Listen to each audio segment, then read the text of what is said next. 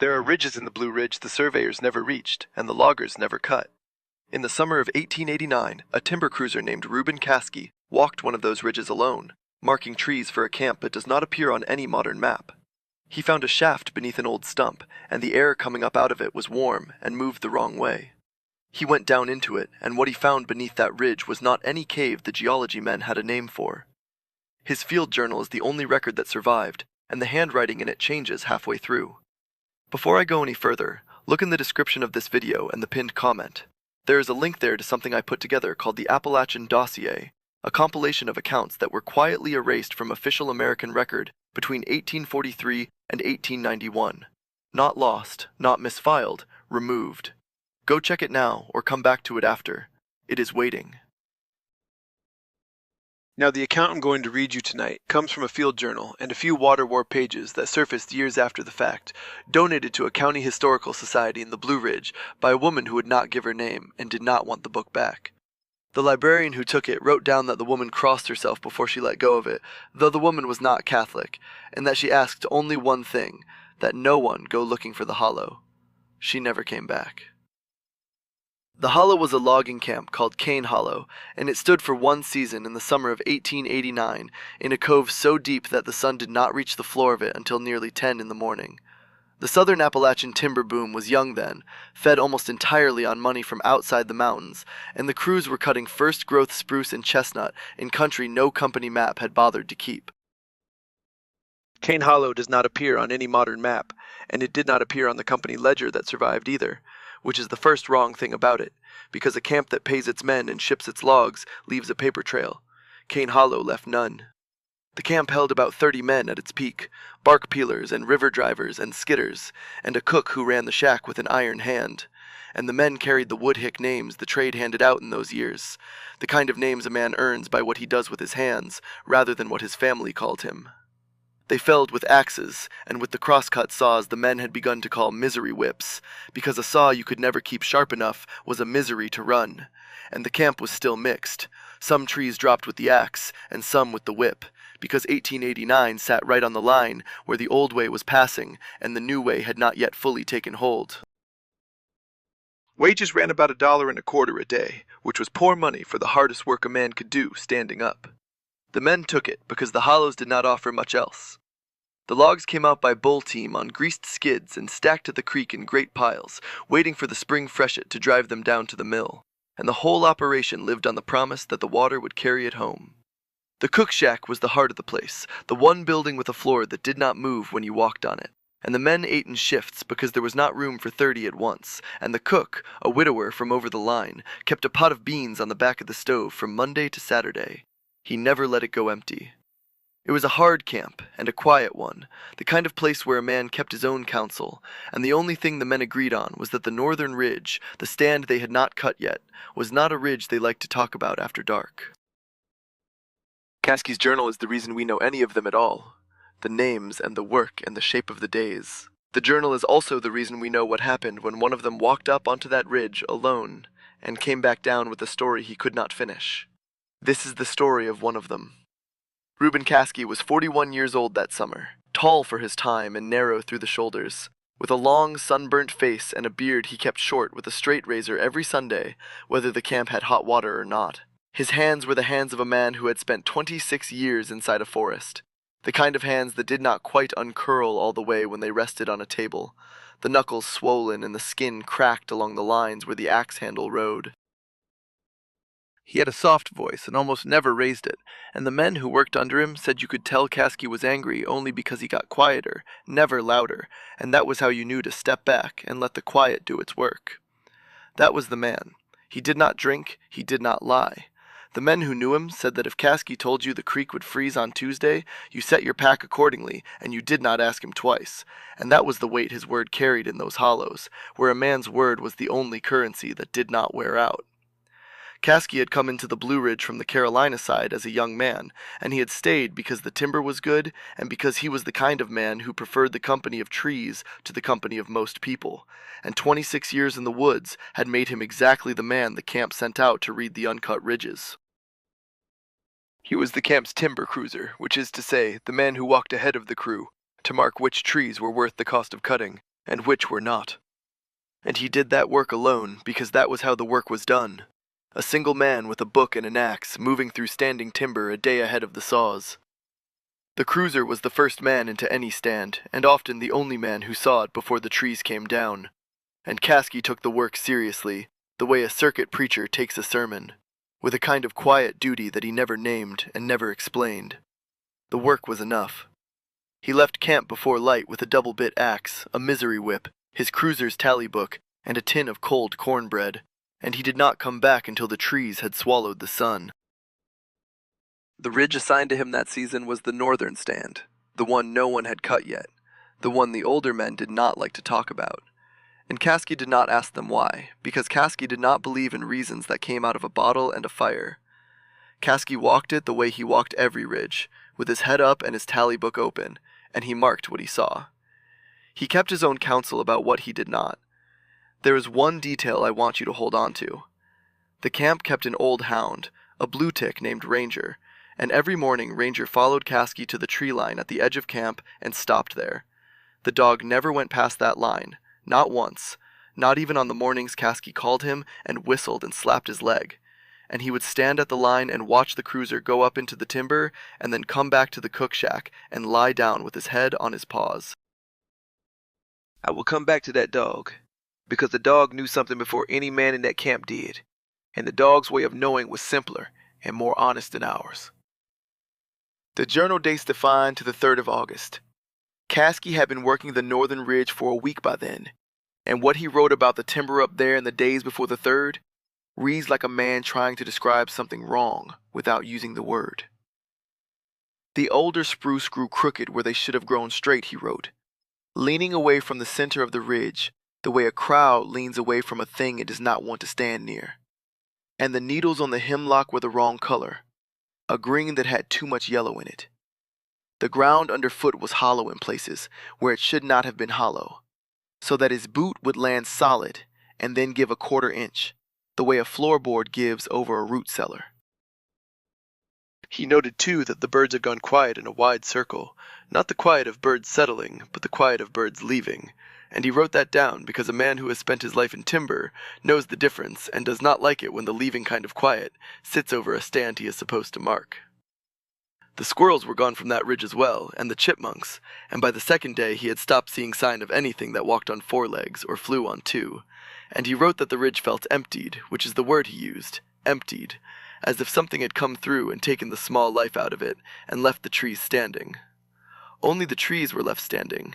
He was alone up there. Ranger was not with him, because Ranger stopped at the tree line, and there were no other men within miles in any direction, and Caskey knew it the way a man knows the weight of his own pack, by the feel of it on his back rather than by thinking about it. He marked the trees he was there to mark, because that was the work, and the work did not stop because a man felt strange, and he kept his pencil moving, and his eyes on the bark, and that is the kind of man Reuben Caskey was, the kind who keeps doing the work while the wrongness sits in the corner of his eye.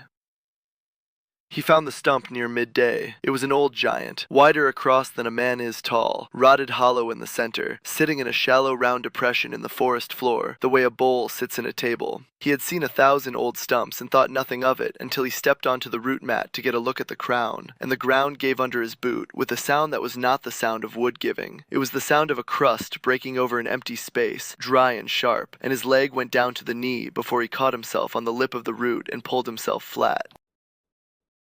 The smell came up first, wet stone and something older than wet stone, a smell that had no name in his trade and no name in any trade he knew.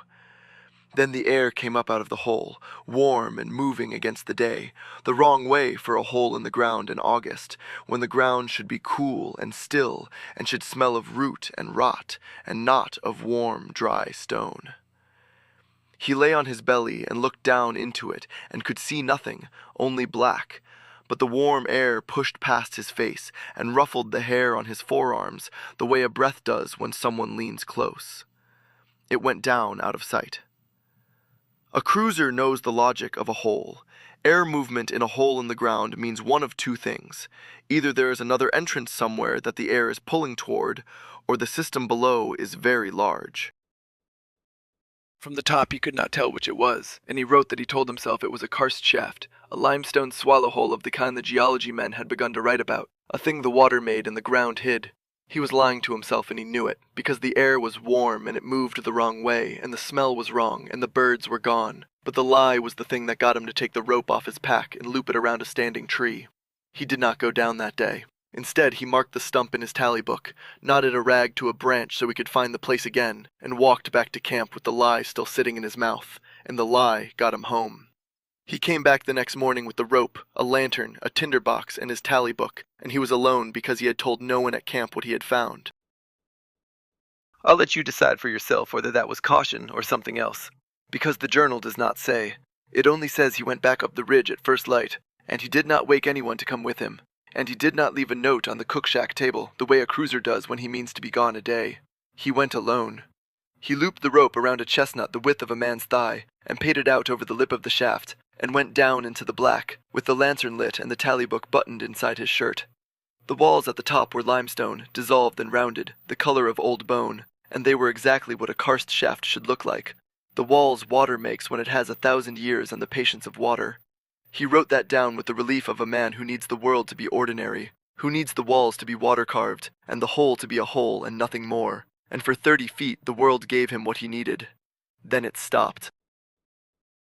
Then the character of the stone changed.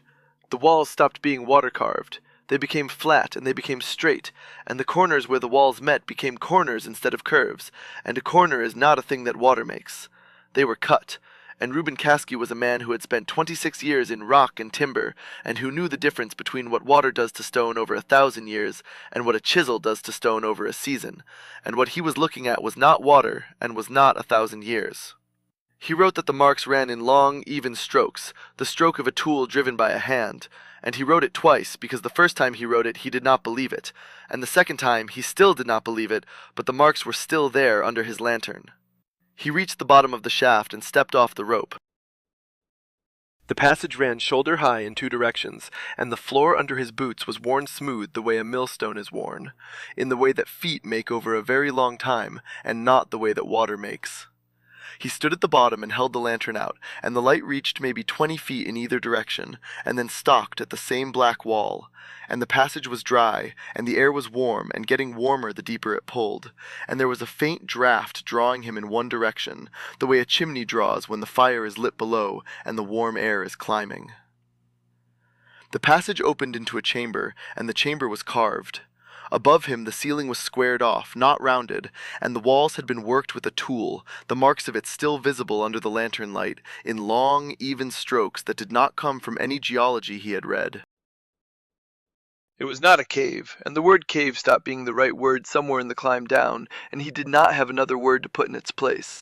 The question he had carried down with him, whether the shaft was a second entrance or a large system, answered itself in that chamber, and the answer was the second one. The worse one. It was very large, and it went down, and the draft was pulling him toward the part of it that went down. He followed the draft deeper, and the levels descended in steps, each chamber lower than the last and older in the feel of the stone, and he began to count them and then stopped, because counting the chambers made them more real, and he did not want them more real. The lantern flame leaned one way down there and did not waver, the way a flame leans when the air it sits in is moving steady and slow, and the air was warm, and getting warmer with every level he dropped down into, warm the way a room is warm when someone has been in it and is only just left. He kept going down. The walls were not blank. There were marks cut into the stone, regular and repeating, rows of them running along the walls at the height of a man's chest. Nothing he could read, and nothing like any alphabet a circuit preacher or a schoolmaster had ever shown him in a hollow schoolhouse. They were worn in a way that said they had been cut a long time before any logging camp stood above them, a long time before any man with a misery whip had walked that ridge, a long time, he wrote, before the trees. And then he crossed that last part out, because a man does not write that something was older than the trees on a ridge full of trees, not unless he is underground, and the air is warm, and the marks will not stop repeating. Stop me here for a second. I want you to understand what kind of man was walking down into those levels. Because the kind of man matters for what happened next. And a man who is not steady does not keep walking when the air turns warm, and the dust starts telling him things he does not want to hear. Caskey was steady, and that is the part that should sit with you, because a steady man does not turn around for nothing. There is a place in the journal where he stops being a cruiser and becomes a man sitting on a stone floor. Caskey sat down in one of the chambers and took the cold cornbread out of his pocket and ate it, and drank from his canteen, and wrote in the tally book that he should go back up, that a man with sense would go back up and mark the shaft, and leave it to the company and the geology men and the circuit preacher and whoever else wanted to make a name off it. He did not go back up. He wrote that the passage kept going, and that a man did not walk away from a find like this, and the journal does not say why he really kept going, because a man does not always write down the reason he does the worst thing he ever does, and sometimes the reason is that the dark ahead of him is pulling, and the dark behind him is not. The wrongness came in through the details, and not through anything he could name, the way the wrongness had come in on the ridge, through the birds and the color of the needles and the ground that gave under his boot. Down there, the air was warm and getting warmer. His lantern flame leaned and did not waver. The dust on the floor in the upper chambers was thick and undisturbed, the dust of years lying even and gray. But in the deeper chambers, the dust was thick and undisturbed except in a few places where it was not, and the places where it was not were not places he had walked. He wrote that he did not believe he was alone down there. He underlined it. Then he wrote it again, and a man who writes that he is not alone 3 times with an underline is a man who has begun to suspect that he is, and the handwriting in the book begins to lean forward around that line, the way a man leans forward when he is trying to hear something he is not sure is there. The marks on the walls did not help, and the dust did not help, and the warm air did not help, and the only thing that would have helped was turning around, and he did not turn around, because the draft was pulling and the chambers kept going down. The passage narrowed, and then opened into a last chamber, lower than the others and wider, and the lantern light would not reach the far wall of it.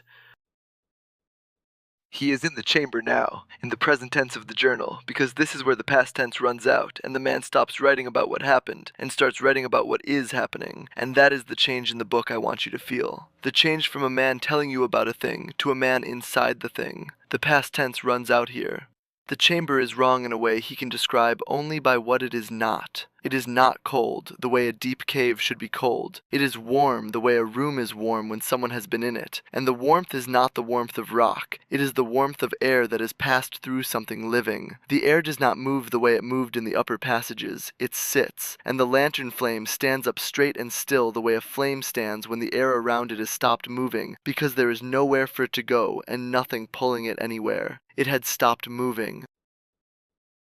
The dust on the floor is disturbed, and the disturbance is recent, and it comes from the direction the draft is pulling him, the direction of the far wall he cannot see. He has been reading the dust the way he reads the ground when he tracks a deer or works a trap line, and the dust in this chamber says something has been through it, and has been through it recently, and has come from the part of the chamber the light will not reach. The marks in the dust are not boot prints, and they are not paw prints, and he does not write down what they are. He only writes that they are there, and that they are fresh, and that is the line where the writing stops being careful. Something had been through here. He does not go to the far wall. The journal does not say why he does not go to the far wall. It only says that he turned around, and a man who turns around in a chamber without going to the wall he came to see is a man who saw enough from where he was standing. Up until that line, the writing had been steady and even, the writing of a careful man recording careful facts. And after that line, the letters lean forward, as if the pen were being pushed by a hand that had begun to hurry, and the lines run a little crooked, as if the writer could not quite hold himself still. He wrote that he climbed back up the rope faster than he had come down it, hand over hand with the tally book biting into his chest, and that the lantern went out before he reached the top, and that he climbed the rest of the way in the dark, with his hands on the rope and his breath in his own ears. He did not write what made the lantern go out, and the lantern did not run out of oil, because a man who has tended a lantern for 26 years knows the difference between a flame that dies for want of oil and a flame that is put out. And he did not write which one it was, but he did not need to, because a flame that dies for want of oil does not go out all at once in still air. The lantern had been put out. The last complete sentence in that part of the journal is the one I'm going to read you, and then I'm going to let it sit. He wrote, "It was not the dark that put the lantern out." He did not finish the next line. The page goes on for half a sentence and then stops. and the pen dragged a little at the end, as if the hands that held it had been pulled away, or had decided, in the middle of a word, that the word should not be written down, and I'm not going to guess what the word was, because guessing is not the work. The work is reading what the man wrote, and what the man wrote stops there. He came up out of the shaft at midday, and he went straight back to camp, and the cook saw him first, because the cook was always the first man up and the last man to sit down. Caskey never came back to camp at midday. Not once in 26 years of cruising. Not for sickness, and not for weather, and not for any reason a man could name. And the cook looked at his face, and then looked at the men, and did not say anything. He just moved the pot off the fire, and the camp went quiet, the way a camp goes quiet, when a man walks in wearing the face Caskey was wearing. The face of a man who has seen a thing he cannot put into words, and is not going to try. No one asked him what he had seen. He told the foreman. The foreman was a man named Garrick, broad and slow-spoken, who had run camps in the Carolina Hollows and the Virginia Ridges for 15 years, and who did not rattle easy. The kind of foreman who had seen trees fall the wrong way and men caught under them, and had learned that the way through a bad thing was to move slow and speak slow and decide once. Caskey told him about the shaft, and the carved chambers, and the warm air, and he told him that something was down there that should not be. And he did not tell Garrick everything, because there was a part of it he had not finished writing down, and a part of it he was not going to say out loud to any man, not even a foreman he trusted with his pay and his crew. Before we go any further, this story is being told to you by the fear behind you. If you have made it this far without subscribing, tap that button now. And if you're hearing this on a channel that isn't ours, someone has taken our work without permission, report it for us. Now, back to the camp. Garrick made his decision fast, the way a man decides fast when the slow part of him already knows. They would not go down into it. They would seal it. He called for volunteers from the camp, and he got them, because men will follow a foreman who says he is going to shut a thing rather than open it. And they gathered the steel wedges and the sledgehammers and a section of crosscut and the ox chains. Caskey asked to go with them, and Garrick refused him, told him to stay in camp, and that he had done enough, and Caskey was relieved. And he was ashamed of being relieved, and the journal records both of those things on the same line, the relief and the shame of it, because a man can feel two things at once, and the journal was honest enough to set them down together. The sealing party set out for the northern ridge in the late afternoon, 5 men in all, Garrick and 4 from the camp, carrying the wedges and the sledges and the cross-cut section and the ox chains and 3 lanterns. Their plan was to drop the old stump back over the mouth of the shaft and weight it with stone and chain it down so that no man and no animal would ever step into it the way Caskey had stepped into it. On paper, it was a cautious, ordinary plan, the kind of plan a foreman makes when he wants a thing finished before dark, and Garrick told the men they would be back by full dark, and the cook would hold their plates, and the men believed him because Garrick had always been back by full dark. They were not back by full dark. Caskey stayed in camp. He stood at the edge of the cook shack and watched the 5 men cross the tree line and start up the slope, and Ranger was at his knee. The hound did not bark at them as they went, the way a farm dog barks at men leaving, and he did not whine, the way a dog whines when he wants to follow.